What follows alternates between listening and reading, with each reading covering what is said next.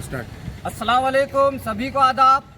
मैं आज district minority welfare office के सामने खड़ा होकर ये बात रख रहा हूँ कि आज से 1.5 महीना पहले भी मैंने जो है सुना राइटिंग में एक दरख्वास्त दी थी कि डिस्ट्रिक्ट माइनॉरिटी वेलफेयर ऑफिस है, ये देखो मौलाना आज़ाद भवन है, तो यहाँ पर ये बीदर जो है सुना कल्याण कर्नाटक इलाका माइनॉरिटी बहुमूल इलाका है। यहाँ पर उर्दू बोलने वाले, उर्दू पढ़ने वाले, उर्दू लिखने वालों की तादाद 40% है और उर्दू मीडियम स्कूल भी यहाँ पर ज़्यादा है।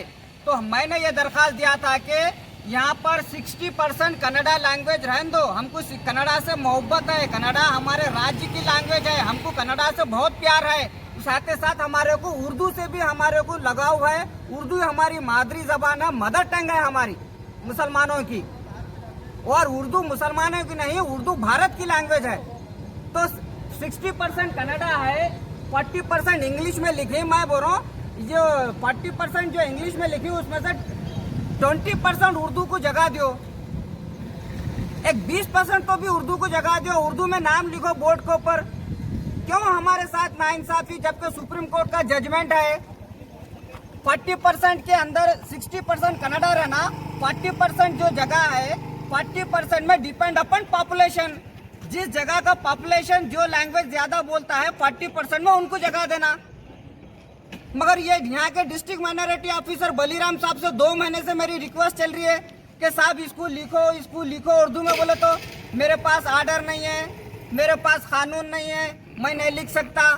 तो भाई ठीक है, तुम मेरे को राइटिंग में दियो, तुम नहीं लिख सकते तो तुम नहीं लिख सकते बोलकर राइटिंग में दियो।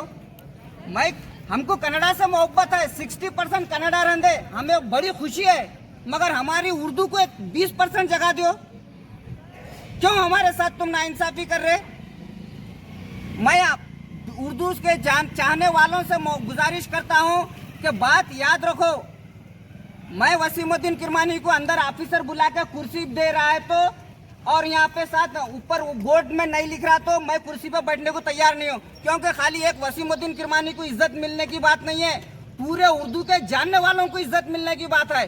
जब अगर यहाँ बोर्ड पे उर्दू लिखा जाएगा तो पूरे उर्दू के मानने वालों को, उर्दू पढ़ने वालों को इज्जत मिले जैसी बात हो गई। खाली वसीम किरमानी को कुर्सी दिए, वसीम किरमानी खुश होकर चले गया, बोले तो ये क्या बात? मेरे अकेले को इंसाफ न होना, उर्दू के पढ़ने वाले, बोलने वाले तमाम लोगों को इंसाफ मिलता है जब अगर 20% उर्दू में वहाँ पे लिखा गया। मौलाना आजाद भवन इतना बड़ा लिखे वाला, उसके नीचे थोड़ा सा उर्दू में लिखने में क्या तकलीफ है?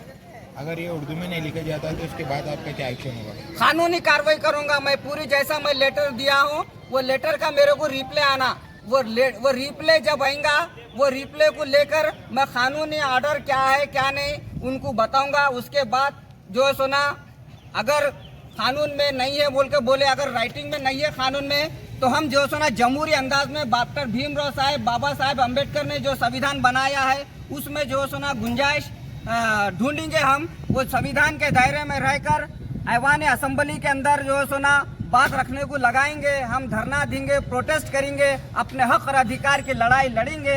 असेंबली जो सुना जहाँ पर कानून बनते हैं, हमारे एमएलए को जो सुना हम मुतवज्जो कराएंगे, एमएलए को दबाव डालेंगे।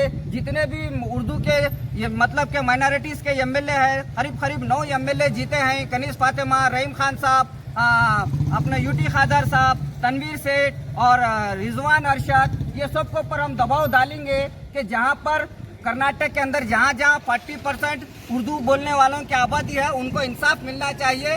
उर्दू में माइनॉरिटी हॉस्टल हो, माइनॉरिटी डिपार्ट ऑफिस हो, माइनॉरिटी स्कूल हो, जितने भी माइनॉरिटी से स्कूल, हॉस्टल, कॉलेजेस जो है सभी जगह उर्दू को 20 से 30% की जगह मिलना चाहिए बोलकर मैं ऐसी गुजारिश करता हूँ। अगर हमारे बात को अनसुना किया जाएगा तो वसीमुद्दीन किरमानी शुरुआत किया है, इंशाअल्लाह इसको बीच में छोड़ेगा नहीं, इसको इख्तिताम तक पहुंचाएगा और उर्दू को उसका हक और अधिकार दिलाएगा।